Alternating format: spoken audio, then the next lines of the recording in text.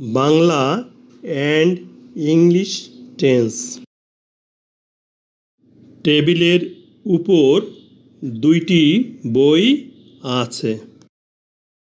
There are two books on the table. দেয়ারকে বাক্যের প্রথমে ব্যবহার করে বাক্য গঠন করা হয়েছে। আমরা জানি দেয়ার অর্থ সেখানে, কিন্তু দেয়ারকে বাক্যের প্রথমে ব্যবহার করে বাক্য গঠন করলে সেই দেয়ারের কোনো অর্থ হবে না।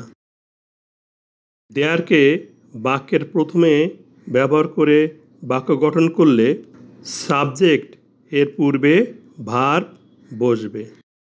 এখানে সাবজেক্ট আছে টু বুকস এবং ভার্ব আর সাবজেক্ট টু বুকসের পূর্বে বসেছে। Subject to books plural number, এজন্য ভার্ব প্লুরাল আর হয়েছে।